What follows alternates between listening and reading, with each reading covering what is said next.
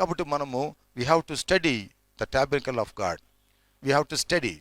మనం అది చదవాలి, మనం నేర్చుకోవాలి, అభ్యసించాలి, దాని గురించి మనం తెలుసుకోవాలి, తెలుసుకుని ఆత్మీయంగా ఎదగాలి, ఇతరులకు మనము సాక్షులుగా జీవించాలి. కనుక ప్రియమైన దేవుని బిడ్డలారా, ఈ విధంగా మనము ఇంట్రడక్షన్ కొన్ని నేర్చుకున్నాం. మిగతా దినాల్లో మనము కొద్దిగా లోపలికి వెళ్దాం.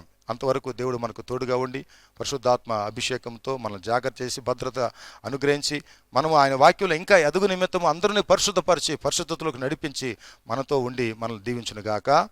ఆమేన్. ప్రార్థన చేసుకుందాం. కృపగల దేవా, కొన్ని వాక్యాలు మాత్రమే మేము తెలుసుకున్నాం. ఇంకా ఒక ఉపోద్ఘాత్మ విధానంలో నువ్వు మాతో మాట్లాడావు. ఇంకా మేము సబ్జెక్టులోకి వెళ్ళలేదు, ఇంకా అంశంలోకి వెళ్ళలేదు, ఇంకా వాక్య భాగాలలోకి వెళ్ళలేదు.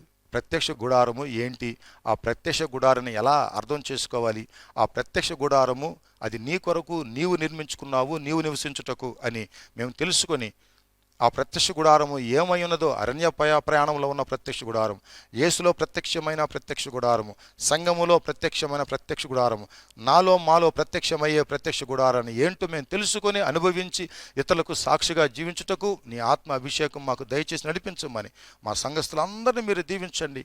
ఇంకా ప్రేక్షకులు వీక్షిస్తున్నటువంటి వారందరినీ కూడా ఆశీర్వదించండి. ప్రతి ఒక్కరూ నీ యొక్క జ్ఞానము కలిగి నీ వాక్యానుసారంగా ఈ ప్రత్యక్ష గుడారమును మర్మములు తెలుసుకొని సంతోషించినట్లు, ఆశీర్వాదాలు పొందినట్లు, ఆత్మీయంగా ఎదుగునట్లు సహాయం చేయమని త్వరలో రానున్న యేసయ్య నామములో అడిగి వేడుకొనుచున్నాము తండ్రి. ఆమేన్. మన పరమ తండ్రిన దేవుని యొక్క ప్రేమ, ఆయన కృప, ఆయన సమాధానం ఇక్కడ చిన్న మనకు, మన కుటుంబాలకు అందరికీ ప్రత్యక్ష గుడారము చూస్తూ అర్థం చేసుకుంటూ పరిశుద్ధాత్మతో అభిషేకించబడి వాక్యానుసారంగా జీవించుచున్న ప్రతి విశ్వాసికి సదాకాలము తోడై కాపాడునుగాక. ఆమేన్.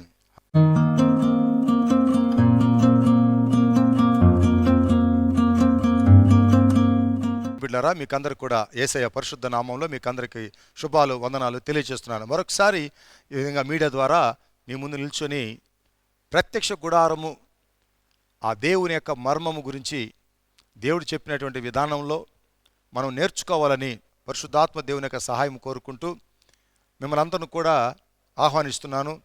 క్రొత్తగా వీక్షిస్తున్న ప్రేక్షకులకు కూడా ఆహ్వానం తెలియజేస్తున్నాను. దేవుడు మిమ్మల్ని దీవించునుగాక. మనమందరము కలిసి పరిశుద్ధాత్మ దేవుని యొక్క సహాయం కోరుకుంటూ దేవుని యొక్క వాక్యాన్ని అర్థం చేసుకోవడానికి ప్రయత్నం చేద్దాం. దేవుడు చెప్పడానికి నాకు సహాయం చేయాలి పరిశుద్ధాత్మ దేవుడు, అలాగే వింటున్న మీకు కూడా అర్థమయ్యేటట్టుగా ఆయన బోధించాలి. కనుక మీకును నాకును పరిశుద్ధాత్మ దేవుని యొక్క సహాయము అవసరం.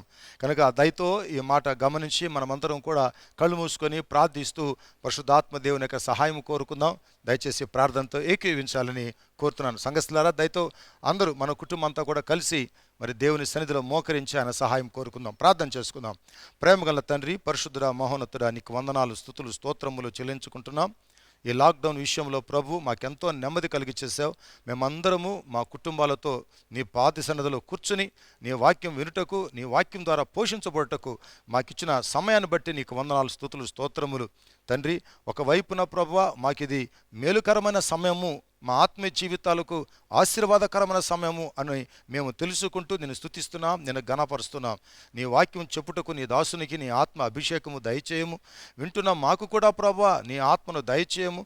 మా అందరికీ నీ ఆత్మ నడిపింపు దయచేయమని వేడుకుంటున్నాం. నీ ఆత్మ లేకుండా మేము ఏమి చేయలేము కనుక సహాయము చేయమని, ఆత్మ అభిషేకముతో నడిపించమని తండ్రి మమ్మలను, మా కుటుంబీకులను, వింటూ ఉన్నటువంటి వీక్షకులకు, ప్రేక్షకులకు అందరికీ ప్రభువా పరిశుద్ధాత్మ నిండుగా మెండారుగా దయచేయమని, మేమందరం ఎత్తబడిన రొమ్మున ఆనుకునే భాగ్యం దయచేయమని, ఈ యొక్క కరోనా వైరస్ ఈ సమయంలో అందరూ ప్రభువా ధైర్యముతో ఎదుర్కొన్నటకు తండ్రి నీ రక్తపు కంచె కాపుదల మా మీద ఉంచమని యేసు నామములో అడుగుచున్నాము తండ్రి. Amen. Hallelujah. Praise the Lord. ప్రేమని దేవుని బిడ్డలారా, మరొకసారి ఈ రెండో ఎపిసోడ్లో మిమ్మల్ని కలుసుకోవడానికి నాకు ఎంతో సంతోషంగా ఉంది. ప్రత్యక్ష గుడారం గురించి మళ్ళీ మనం ఇంకా కొన్ని అద్భుతమైన మాటలు, అద్భుతమైన విషయాలు దేవుని యొక్క వాక్యంలో తెలుసుకొని ఆత్మీయంగా ఎదగడానికి దేవుడిచ్చిన కృపను బట్టి, మహాకృపను బట్టి దేవునికి స్తోత్రాలు చెల్లిస్తున్నాం. మనం దేవుని యొక్క వాక్యం విందాం. పోయిన వారము మనం జ్ఞాపకం చేసుకున్నట్టు ప్రేమైన దేవుని బిడ్డారా, ఈ ప్రత్యక్ష గుడారము ఆ యొక్క ముందు ఎపిసోడ్ 1లో మనం చేసినటువంటి ఎపిసోడ్లో చివరిగా మనము పేతురు రాసినట్టు మొదటి పత్రికలో 2వ అధ్యాయము 5వ వచనాన్ని 9వ వచనాన్ని చదువుకొని మనం చీకట్లో నుంచి వెలుగులోనికి దేవుడు మనల్ని పిలిచాడు గనక మనము ఇతరులకు సాక్షార్థంగా, ఇతరులకు మనము సాక్షులుగా ఉండుటకు, మనము పరిశుద్ధతలో దేవుని యొక్క వాక్యంలో ఎదిగి ఫలించుటకు, ఇతరులకు మనం బోధించ సమర్థులమై ఉండాలని దేవుని యొక్క వాక్యం ద్వారా తెలుసుకున్నాం. ఇది మనము ఉపోద్ఘాతంలో నేర్చుకుంటున్నాం. ఇంకా మనము సబ్జెక్టులోకి వెళ్ళట్లేదు, ఇంకా అంశంలోకి వెళ్ళట్లేదు. వెళ్ళకముందు ఉపోద్ఘాతంలో మనం ఇంకా ముందుకు సాగిపోతున్నాం కనుక ఇవాళ నేను జ్ఞాపకం చేస్తున్నాను. ఈ ప్రత్యక్ష గుడారము మొదటి పార్ట్లోనే, మొదటి భాగంలోనే మనం ఉన్నాం. ఈ మొదటి భాగంలో, ఈ ఉపోద్ఘాతంలో ఈ రీతిగా మనం నేర్చుకోవాల్సిన విషయాలు చాలా ఉన్నాయి. మొదటిది ఏంటంటే, అనగా ఈ ఉపోద్ఘాతంలో ఈ ప్రత్యక్ష గుడారములో ఉన్నవి అన్నీ అనగా నిర్మాణము, వస్తువులు మరియు మెటీరియల్స్, కొలతలు, వస్త్రాలు, ఇవన్నీ కూడా విప్పబడకుండా ముద్ర వేయబడి, దాచబడి, కప్పబడి ఉన్నవి. ఇవన్నీ ఆత్మ సంబంధమైన సత్యములు కలిగి ఉన్నవి. వాటిని విప్పి దాచబడిన దేవుని యొక్క ఆశీర్వాదములు వెలికి తీయడమే మనము చేస్తున్నటువంటి ప్రయత్నం.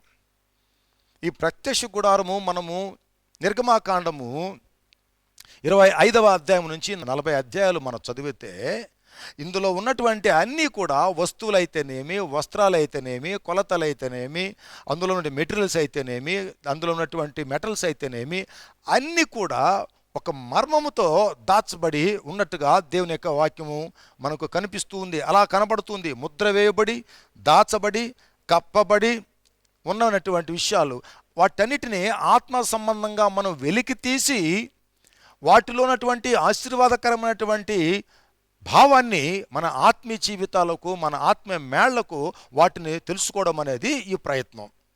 ఈ ప్రయత్నము మనం చేస్తూ ఉండడంలో పరిశుద్ధాత్మ దేవుని యొక్క సహాయం లేనిదే మీరు కానీ, నేను కానీ ఏమి చేయలేము.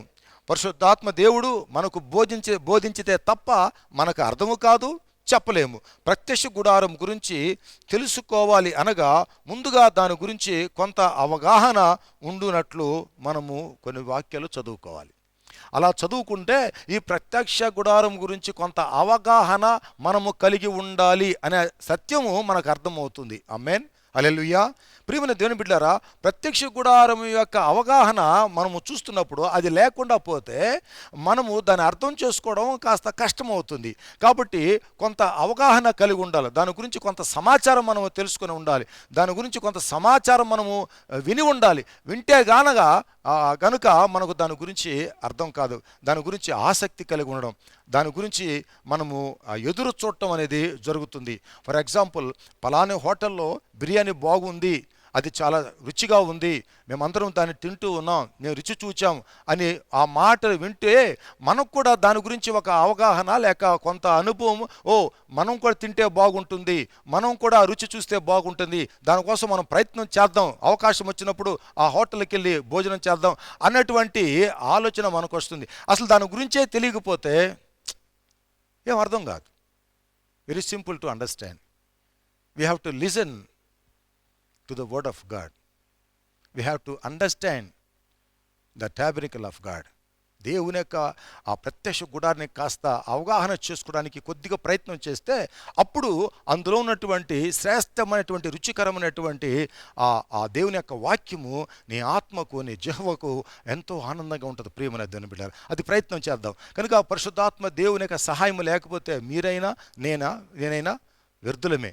ఆయన సహాయము నీకు నాకు, ఆయన అభిషేకం నీకు నాకు, ఆ పరలోక జ్ఞానం నీకు నాకు, మనకందరికీ అవసరమనే సంగతి నేను జ్ఞాపకం చేస్తున్నా. కొన్ని వాక్యాలు చదువుకుందాం. అపోస్తలుడైన పౌలు కొరింథీయులకు రాసినటువంటి మొదటి పత్రికలో 2వ అధ్యాయంలో మనం చూద్దాం. 4వ వచనం నుంచి మనము 14వ వచనం వరకు మనం చదువుకుందాం. The epistle of Saint Paul to Corinthians, first epistle, chapter 2 verses 4 to 14. 4వ వచనం నుంచి మనము ఈ రీతిగా వ్రాయబడింది, మనం చదువుకుందామండి. బైబిల్స్ ఉన్నవాళ్ళు దయచేసి పరిశుద్ధ గ్రంథాలు ఉన్నవాళ్ళు తెరిచి ఒక్కొక్క వచనము నేను చదువుతూ దాని యొక్క భావము తెలియజేస్తూ ఉండగా పరిశుద్ధాత్మ దేవుడు నీతో నాతో మాట్లాడాలని మనము ఆయన ఆత్మ చేతి కింద మనము దీన మనస్కులై ఈ వాక్యం వింటూ ఉందామండి. దయచేసి మీ యొక్క పరిశుద్ధ గ్రంథాలు తెరచి కొరింథీ రాసిన పత్రిక, మొదటి పత్రిక 2వ అధ్యాయంలో ఉన్నటువంటి 4వ వచనం నుంచి మనము ప్రారంభించుకుంటున్నాం. మీ విశ్వాసము మనుషుల జ్ఞానమును ఆధారము చేసుకొనక దేవుని శక్తిని ఆధారము చేసుకొని ఉండవలనని నేను మాట్లాడినను, సువార్త ప్రకటించినను, జ్ఞానయుక్తమైన తీయని మాటలను వినియోగింపక పరిశుద్ధాత్మయు దేవుని శక్తియు కనపరచు దృష్టాంతములనే వినియోగించి తిని. ఈ రీతిగా చెప్తున్నాడు.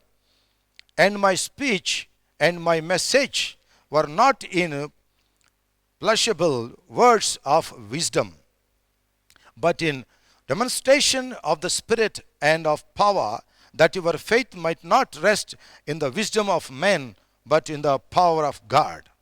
అనగా ప్రియమైన దేవుని బిడ్డలారా, మనము ఏంటంటే ఇక్కడ మీ విశ్వాసము మనుషుల యొక్క జ్ఞానము అంటే అర్థం ఏంటంటే లోక సంబంధమైనటువంటి జ్ఞానముతో ప్రతి ఒక్కరు నింపబడి ఉంటారు.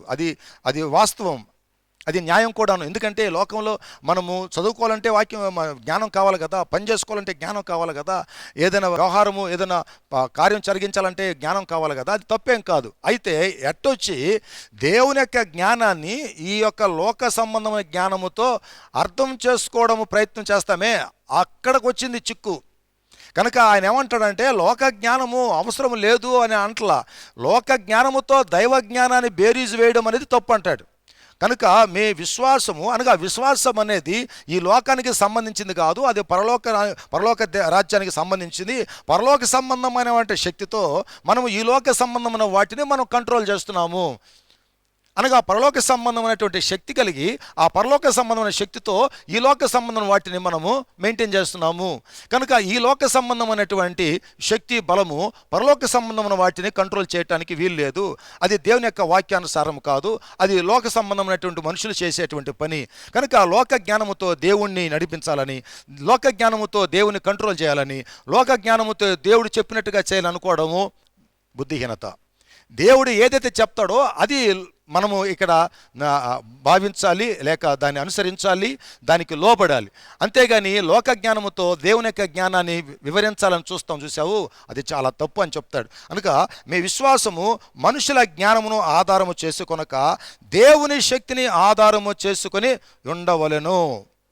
సో మనం ఎప్పుడైతే దేవుని యొక్క వాక్యాన్ని చదవాలి, లేక దేవుని యొక్క వాక్యాన్ని అర్థం చేసుకోవాలి, దేవుని యొక్క వాక్యాన్ని వివరించాలి అన్నప్పుడు మనము లోక జ్ఞానముతో దేవుని యొక్క వాక్యాన్ని జోడించి చెప్పడం అనేది చాలా తప్పు. అలా కాదు. ఎందుకంటే దేవుని శక్తిని ఆధారము చేసుకుని ఉండవలెను. అంటే we have to depend on the power of the lord, we have to depend on the power of the spirit of God, we have to depend on the knowledge of the power of the lord. కనుక దేవుని యొక్క ఆయన యొక్క శక్తిని బట్టి, పరిశుద్ధాత్మ జ్ఞానాన్ని బట్టి మనము దానికి లోబడి దాన్ని మనం అర్థం చేసుకుని దాన్ని పొందుకొని అప్పుడు దేవుని యొక్క వాక్యాన్ని వివరించడానికి ప్రయత్నం చేయాలి. అది లేకుండా దేవుని యొక్క వాక్యాన్ని వివరించడము అనేది చాలా తప్పు, అది దేవుని యొక్క వాక్యానికి విరుద్ధము. కనుక ఎప్పుడైనా ఎవరైనా ఎక్కడైనా ప్రపంచంలో ఏ భాష మాట్లాడేవారైనా, ఏ జనాంగమైనా, ఏ వ్యక్తులైనా యేసుక్రీస్తునందు రక్షింపబడిన వారందరూ కూడాను దేవుని యొక్క వాక్యాన్ని వివరించడానికి ప్రయత్నం చేస్తే అది దేవుని యొక్క అధికారం క్రింద నుంచే, లేక అధికారములోనే, లేక పరిశుద్ధాత్మ జ్ఞానముతోనే మనము దేవుని యొక్క వాక్య పరిచర్య చేయాలి కానీ వివరించాలి కానీ ఈ లోక జ్ఞానమును ఆధారం చేసుకొని వివరించడానికి వీల్లేదు అని అపోస్తలుడైన పౌలు ఆత్మ ద్వారా మాట్లాడుతూ ఈ అధ్యాయం అంతా రాస్తూ ఉన్నాడు. నేను మాట్లాడినను, సువార్త ప్రకటించినను, జ్ఞానయుక్తమైన తీయని మాటలను వినియోగింపక. నేను సువార్త ప్రకటించిన, నేను బోధించిన, నేను మాట్లాడిన, దేవుని పక్షంగా దైవికంగా నేను ఏదైతే చేయాలనుకుంటున్నానో, ఏదైతే చేస్తున్నానో ఆ విషయంలో నేను లోక జ్ఞానాన్ని అనుసరించట్లేదు, లోకము యొక్క అధికారాన్ని అనుసరించట్లేదు, లోకయుక్తంగా నేను మాట్లాడట్లేదు. అలాంటి మాట్లాడడానికి ఈ వాక్యానికి సంబంధం లేదు. కనుక అలాంటి వాటిని నేను ఎప్పుడు కూడా ఉపయోగించుకుంటలేదు.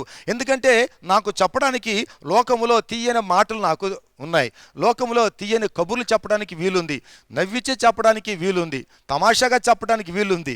దేవుని యొక్క వాక్యాన్ని కంటే ఇతర మాటలు చెప్పడానికి నాకు వీలగును, కానీ నేను సమయాన్ని వృధా చేసిన వాడవుతాను. కనుక దేవుని యొక్క వాక్యం కంటే మితిమీరినటువంటి విషయాలు చెప్పినప్పుడు దేవుని యొక్క వాక్యము తక్కువ అవుతుంది, మితిమీరిన విషయాలు ఎక్కువ అవుతున్నాయి. ప్రియమైన దేవుని బిడ్డలారా, ఈ విషయం ఒకటి మనం జ్ఞాపకం చేసుకుందాం. అదేంటంటే దేవుని యొక్క వాక్యాన్ని బోధించే వాళ్ళకి ఈ విషయం బాగా తెలిసి ఉండాలి. అదేంటంటే ఒక ఇంటికి కిటికీలు ఉంటాయి, అవి ఎంతవరకు ఉంటాయి? కొంతవరకే ఉంటాయి. అంతేకాని ఇల్లంత కిటికీలు ఉండవు. ఇల్లంత కిటికీలు ఎవడు పెట్టుకోడు.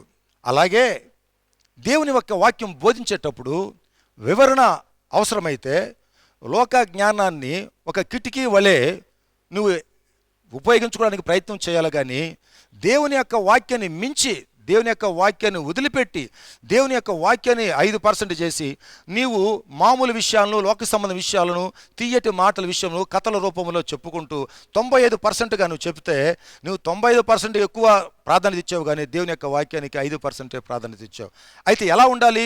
దేవుని యొక్క వాక్యానికి 95% ప్రాధాన్యత ఇచ్చి 5% దాన్ని సపోర్ట్ చేయడానికి లోకంలో ఉన్నటువంటి విషయాలను కొన్నిటిని తీసుకుని చెప్పడానికి అవకాశం ఉంది. కానీ 95 భాగాలు నువ్వు లోకంలో విషయాలు చెప్పేసి 5 భాగాలు నువ్వు దేవుని యొక్క వాక్యం చెప్తే దానివల్ల ఎంత సమయం వ్యర్థమవుతుందో నేను జ్ఞాపకం చేసుకోవచ్చు. అదే విషయాన్ని ఇక్కడ అపోస్తలుడైన పౌలు తేట తెల్లంగా మాట్లాడుతూ, నేను మాట్లాడినను, సువార్త ప్రకటించినను, జ్ఞానయుక్తమైన తీయని మాటలను వినియోగింపక. ఆయనకి తెలుసు సమయము ఎంత విలువైనదో, ఆయనకి తెలుసు.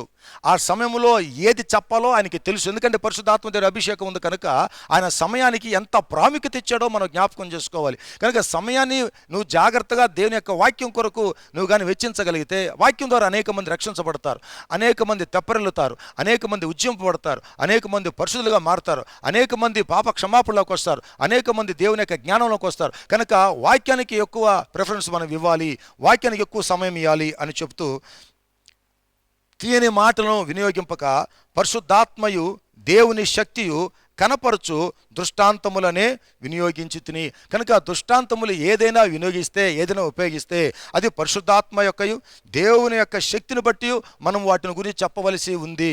కనుక మనము ఏదైనా కూడా ప్రియమైన దేవుని బిడ్డలారా, నేను జ్ఞాపకం చేస్తున్నాను, దేవుడు నాకు ఇచ్చిన జ్ఞానాన్ని బట్టి మీతో మాట్లాడుతున్నాను. ఒకవేళ మీరు నాతో సహకరించవచ్చు, లేకపోతే నాతో విభేదించవచ్చు, డజంట్ మ్యాటర్.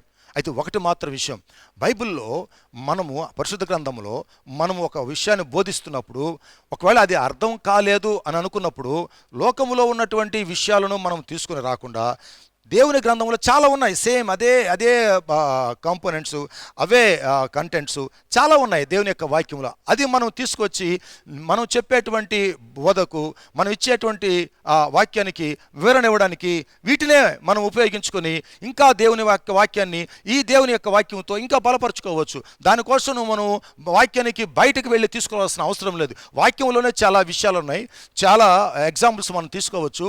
వాటన్నిటితో నువ్వు చెప్పేటువంటి వాక్యాన్ని మరీ బలమైనటువంటి బోధగా, వాక్యంగా నువ్వు క్రోడీకరించుకొని నువ్వు చెప్పవచ్చు. కనుక అనవసరంగా వాక్యానికి వెలుపట్టుకు వెళ్ళి తీసుకొచ్చి నువ్వు దేవుణ్ణి సపోర్ట్ చేయడం కంటే వాక్యం ద్వారా వాక్యాన్ని నువ్వు సపోర్ట్ చేసి మాట్లాడడం అనేది చాలా ఉత్తమమని నేను జ్ఞాపకం చేస్తున్నాను. ఒక సంఘ కాపరిగా, సీనియర్ పాస్టర్గా నేనేం చెప్తున్నానంటే, don't bring out side content to the word of God. This is the holy word of God. ఇది దేవుని యొక్క పరిశుద్ధ వాక్యము. కనుక ఈ దేవుని యొక్క పరిశుద్ధ వాక్యానికి, బైబిల్ వెలుపట ఉన్నటువంటి వాక్యానికి వెలుపట ఉన్నటువంటి ఆ సోర్సెస్ ఈ యొక్క పరిశుద్ధమైన వాక్యానికి సపోర్ట్ చేయాల్సిన అవసరం లేదు. ఎందుకంటే ఇది పరిశుద్ధమైన వాక్యము. పరిశుద్ధమైన వాక్యంలో చాలా ఉన్నాయి అలాంటి వాక్యాలు. వాటన్నిటిని తీసుకొని నీవు దేవుని యొక్క పరిశుద్ధ వాక్యాన్ని పరిశుద్ధ వాక్యంతోనే నువ్వు సరిచూసి నువ్వు బలపరిస్తే అనేక మంది సంతోషిస్తారు. వాక్యాన్ని ఎక్కువగా మనం తెలుసుకుంటాం. కనుక ప్రియమైన దేవుని బిడ్డలారా, అలాగ చేయటం అనేది ప్రతి ఒక్క బోధకునికి చాలా ఆశీర్వాదం, ప్రతి ప్రసంగికునికి చాలా ఆశీర్వాదం, సందేశం ఇచ్చే ప్రతి దైవజనుడికి గొప్ప ఆశీర్వాదం. కనుక చాలామంది ఏమనుకుంటారంటే ఆ కథలు చెప్పి ఈ కథలు చెప్పి మనము ప్రభు దగ్గరికి నడిపిస్తాము అని అనుకుంటాం. కానీ అది లోకంలో ఉన్న కథలు అవి కాదు. దైవ సంబంధం అనేటువంటి దైవజనుల యొక్క సాక్ష్యములు, క్రైస్తవుల యొక్క సాక్ష్యములు, విశ్వాస యొక్క సాక్ష్యములు దైవ సంబంధంగా తీసుకుని మనం చెప్పడానికి ఎంతో ఆశీర్వాదకరంగా ఉంటుందని జ్ఞాపకం చేస్తున్నాను. కనుక ఆయన ఏం మాట్లాడతాడంటే, నేను పరిశుద్ధాత్మయు దేవుని శక్తియు కనపరచు దృష్టాంతములనే వినియోగిస్తున్నాను, కానీ వేరే మాత్రం కాదంటాడు. 6వ వచనం, పరిపూర్ణైన వారి మధ్య జ్ఞానమును బోధించుచున్నాము. పరిపూర్ణైన వారి మధ్య అంటే అర్థం ఏంటంటే మనము వెల్ వర్స్డ్ అని కాదు అక్కడ దాని అర్థం. అనగా రక్షింపబడి ఉన్నాము అని అర్థం అనమాట. అనగా రక్షణలో పరిపూర్ణత కలిగా చేయబడినటువంటి వారము, అనగా పాప క్షమాపణ సంపూర్ణంగా పొందినటువంటి వారము. పాప క్షమాపణ ఒక 50%, పాప క్షమాపణ ఒక 25%, లేక పాప క్షమాపణ ఒక 75% పొందిన వాళ్ళు కాదు మనం. మనం ఎప్పుడైతే యేసుక్రీస్తునందు విశ్వాసం ఉంచామో అప్పుడు పాప క్షమాపణ 100% సంపూర్ణంగా పూర్తిగా మనం పొంది ఉన్నాం. ఎప్పుడైతే మనం యేసుక్రీస్తునందు విశ్వాసం ఉంచామో అప్పుడు that the moment already we have 100% salvation in Jesus Christ when we believed in him. ఆయనను మనం ఎప్పుడైతే 100% పరిపూర్ణత మనకు పాప క్షమాపణ కలిగి ఉన్నది. అక్కడ ఆ మాట మాట్లాడుతున్నాడు, పరిపూర్ణులైన వారి మధ్య జ్ఞానము బోధించుచున్నాము. ఎప్పుడైతే మనం పరిపూర్ణ రక్షణ మనకు కలిగి ఉందో, పాప క్షమాపణ కలిగి ఉందో, మనకు దేవుని యొక్క జ్ఞానం అవసరమైంది. కాబట్టి మనము ఆ దేవుని యొక్క జ్ఞానాన్ని పొందుకునే నిమిత్తము ప్రయత్నం చేస్తున్నాం. హల్లెలూయా. దేవుని నామానికి స్తోత్రము కలుగును గాక. కనుక మనకు దేవుని యొక్క జ్ఞానము ప్రతిదినము మన జీవితంలో అవసరం. కనుక ఈ లోక జ్ఞానం ఏ రీతిగా నువ్వు అవసరం అనుకుంటున్నావో, ఈ శరీర సంబంధంగా ఆత్మ సంబంధంగా మనకు పరిశుద్ధమైన జ్ఞానం అవసరం. అది దేవుని యొక్క వాక్యం ద్వారా దేవుడు మనకి ఇస్తున్నాడు. కనుక దేవుని యొక్క వాక్యం నేర్చుకుందాం, దేవుని యొక్క వాక్యం చదువుదాం, దేవుని యొక్క జ్ఞానాన్ని పొందుకుందాం. కనుక ఆయన అంటాడు, పరిపూర్ణమైన వారి మధ్య జ్ఞానాన్ని బోధించుచున్నాము. అది ఈ లోక జ్ఞానము కాదు. క్లియర్గా చెప్పేశాడు. మేము ఏదైతే బోధిస్తున్నామో, మేము ఏదైతే మీకు తెలియజేస్తున్నామో అది ఈ లోక సంబంధమైన జ్ఞానము కాదు. కాబట్టి మీరు ఈ లోక సంబంధమైన జ్ఞానముతో బేరీజు వేయొచ్చదు. మీరు don't compare this word of God with the worldly knowledge, with worldly wisdom. నువ్వు ఈ లోక సంబంధమైనటువంటి నాలెడ్జ్తో, ఈ లోక సంబంధిత విజ్డమ్తో, ఈ లోకమైన జ్ఞానంతో, ఈ లోక సంబంధమైన బుద్ధితో, నీకున్నటువంటి ఆ ఎక్స్పీరియన్స్తో, అనుభవంతో ఈ దైవ సంబంధమైన జ్ఞానాన్ని నీవు పోల్చుకోవద్దు. Don't compare. నువ్వు పోల్చవద్దు. నువ్వు పోల్చినావంటే అక్కడ నువ్వు ఫెయిల్ అయిపోయినట్లు లెక్క అనమాట. దైవ సంబంధమైన జ్ఞానము ఈజ్ డిఫరెంట్. అది ఒక అద్భుతమైనటువంటి పరలోక సంబంధమైనటువంటి ఆత్మీయ జ్ఞానం. అది ఆత్మ ద్వారానే వివేచింపదగును. కానీ మనం ఈ లోక సంబంధంగా దాన్ని మనము బేరీజ్ వేయకూడదు, తూకం వేయకూడదు, దాన్ని కంపేర్ చేసుకోకూడదు, దాన్ని పోల్చుకోకూడదు అని ఆయన చెప్తున్నాడు. అది ఈ లోక సంబంధమైనది కాదు. నిరర్ధకులైపోవచ్చున్న ఈ లోకాధికారుల జ్ఞానమును కాదు. కానీ అనగా మనం దేవుని గురించి మాట్లాడుతున్నప్పుడు ఈ దేవుని గురించిన జ్ఞానము ఈ లోక సంబంధమైన మనుషులు ఈ లోక సంబంధమైన జ్ఞానముతో నింపబడి దేవుని కూడా, దేవునికి సంబంధించిన విషయాలను కూడా ఈ లోక జ్ఞానముతో దాన్ని ఛేదించడానికి, భేదించడానికి, తెలుసుకోవడానికి ప్రయత్నం చేయడం అనేది వ్యర్థము అంటాడు. దైవ జ్ఞానము దేవుని ద్వారానే మనం వివేచింపదగును, వివరించవచ్చును, తెలుసుకోవచ్చును. కనుక దేవుని యొక్క జ్ఞానాన్ని లేక మర్మంగా ఉన్నటువంటి దేవుని యొక్క జ్ఞానాన్ని ఈ లోక జ్ఞానముతో దాన్ని మనము పరిశీలి చేయడం అనేది అది వాక్యానికి విరుద్ధము. దేవుడు ఏంటో, దేవుని సబ్జెక్ట్ ఏంటో, ఆయన గురించినటువంటి వేదాంతం ఏంటో, ఆయనకి సంబంధించింది ఏదైనా సరే అది ఏంటో ఆయనతోనే మనం నేర్చుకోవాలి. కానీ ఆయన జ్ఞానంతోనే మనం నేర్చుకోవాలి. కానీ ఆయన యొక్క శక్తితోనే మనం నేర్చుకోవాలి. కానీ మన శక్తితో, మన జ్ఞానంతో దేవునికి సంబంధించింది ఏదైనా కూడా మనం తెలుసుకోలేం. అది నిరర్థకం. అది దాన్ని ఎంత ప్రయత్నం చేసినా దాని ద్వారా దేవుడి గురించి తెలుసుకోవడానికి వీలు. ఒకవేళ మనము దేవుని గురించి మన లోక జ్ఞానముతో దేవుని తెలుసుకోగలము అని ఒకవేళ అది కానీ అదే నిజమైతే యేసుక్రీస్తు ప్రభు ఈ లోకానికి రాకపోవును. యేసుక్రీస్తు ప్రభు ఈ లోకానికి వచ్చి మన కొరకు ఆయన శిలువ రక్తము కార్చకపోవును, మనం రక్షించకపోవును. ఎందుకంటే మనం ఈ లోక జ్ఞానముతో మనం అదేంతో తెలుసుకునేసి మనం దేవుని దగ్గరికి ఎలా వెళ్ళాలో తెలుసుకోగలిగితే యేసు ప్రభు వచ్చి ఆయన మార్గం చేయాల్సిన అవసరం లేదు. అందుకని యేసుక్రీస్తు ప్రభు ఈ లోకానికి వచ్చిన తర్వాత యోహాను సువార్తలో 14 ఏమంటాడంటే, నేనే మార్గము, నేనే సత్యము, నేనే జీవము అని అంటున్నాడు. ఆయన లోకానికి వచ్చి ఆ మాట చెప్పాల్సిన అవసరం. ఎందుకంటే మనకు తెలిసినప్పుడు మన జ్ఞానంతో మార్గం ఏంటో, ఆ సత్యం ఏంటో, ఆ జీవం ఏంటో మనమే తెలుసుకుంటే ఇక ఆయనతో మనకేం పని ఉంటుంది? పని అవసరం లేదు. కనుక ఆత్మ సంబంధమైనటువంటి జ్ఞానాన్ని ఈ లోక సంబంధమైన, శరీర సంబంధమైన, భౌతిక సంబంధమైన జ్ఞానముతో అర్థం చేసుకోవడము వ్యర్థము అని చెప్తాడు ఆయన. కనుక మనం అలాంటి ప్రయత్నం చేయట్లా. మనం దేవుని యొక్క జ్ఞానముతో, దేవుని యొక్క అభిషేకముతో, పరిశుద్ధాత్మ నడిపింపుతో ఇది తెలుసుకోవాలని ప్రయత్నం చేస్తూ ఆయన కృప మీద ఆధారపడి బ్రతిమలాడుకుంటున్నాం. అయ్యా మేము మట్టి వాళ్ళమయ్యా, దేనికి పనికిరంటే వాళ్ళ మట్టి స్వరూపులము, నీ యొక్క మహిమ లోకంలో నీ యొక్క పరిశుద్ధ జ్ఞానాన్ని మాకు దయచేసినప్పుడు నీవు చెప్పినటువంటి ఈ ప్రత్యక్ష గుడారం యొక్క మర్మము మేము తెలుసుకోవడానికి అవకాశం ఉంటుంది. కాబట్టి ఆ తాళం ఏదో నీ దగ్గర ఉన్నది, దాన్ని మాకు ఇస్తే మేము తెలుసుకొని సంతోషిస్తాం ప్రభువా అని మనం ఆయన మీద ఆధారపడుతున్నాం. కానీ లోక జ్ఞానముతో, శారీరకమైన జ్ఞానముతో, భౌతికమైన జ్ఞానముతో మనం అర్థం చేసుకోవడానికి ప్రయత్నం చేయట్లేదు. అలా చేయరాదు, అది నిరర్ధకమైనది అని అపోస్తలుడైన పౌలు చెప్తూ ఉన్నాడు. At among the measure of we do important wisdom, although it is not a wisdom of this age or of the rulers of this age who are doomed to pass away, but we impart a secret and hidden wisdom of God, which God decreed before the ages for our glory. అదేమంటాడంటే దేవుని జ్ఞానము మర్మమైనట్టుగా బోధించుచున్నాము. None of the rulers of this age understand this. ఈ లోకంలో ఉన్నటువంటి ఎవరు కూడా, లోక జ్ఞానము కలిగినటువంటి ఎవ్వరు కూడా, భౌతిక జ్ఞానము కలిగినటువంటి ఎవ్వరు కూడా దేవుని యొక్క జ్ఞానము పొందలేకపోయారు కనుక వారి యొక్క వాదనలన్నీ కూడా నిరర్ధకములైనాయి అని చెప్తాడు ఆయన. ఈ జ్ఞానము మరుగై ఉండెను, ఆ దేవుని జ్ఞానము మరుగు చేయబడింది, మర్మముగా ఉండిపోయింది. జగతుత్పత్తికి ముందుగానే దీనిని దేవుడు మన మహిమ నిమిత్తము నియమించెను. ఆమేన్, హల్లెలూయా. ఎందుకు ఈ ప్రత్యక్ష గుడారములో దేవుడి మర్మములన్నీ దాచి ఉంచాడంటే మన యొక్క ఘనత కొరకంట, మన యొక్క మహిమ నిమిత్తము ఆయన కొన్ని విషయాలు దాచి ఉంచాడు. వాటిని మనము దైవ జ్ఞానము చేత తెరిచి అర్థం చేసుకుని ఆశీర్వాదాలు పొందాలని ఆయన మన నిమిత్తము జగత్పత్తికి ముందే దాన్ని దేవుడు మన మహిమ నిమిత్తము నియమించెను. అది లోకాధికారులలో ఎవరికి తెలియదు. అది వారికి తెలిసి ఉండినెడల మహిమా స్వరూపియగు ప్రభువును సిలువ వేయక పోయి ఉందురు. ఇక్కడ మళ్ళీ యేసుక్రీస్తు ప్రభువుని తీసుకొస్తున్నాడు. ఎందుకు తీసుకొస్తున్నాడంటే యేసుక్రీస్తు ప్రభువే ఈ మర్మాన్ని తెలియజేసేటువంటి వాడుగా ఉంటున్నాడు. ఆమేన్, హల్లెలూయా, హల్లెలూయా. ప్రియమైన దేవుని బిడ్డలారా, యేసుక్రీస్తు ప్రభు ద్వారానే మనము ఈ మర్మాన్ని తెలుసుకోవడానికి అవకాశం ఉంది. కనుక ఈ మర్మాన్ని తెలుసుకోవడానికి యేసుక్రీస్తు ప్రభు ఒక తాళంగా ఉంటున్నాడు.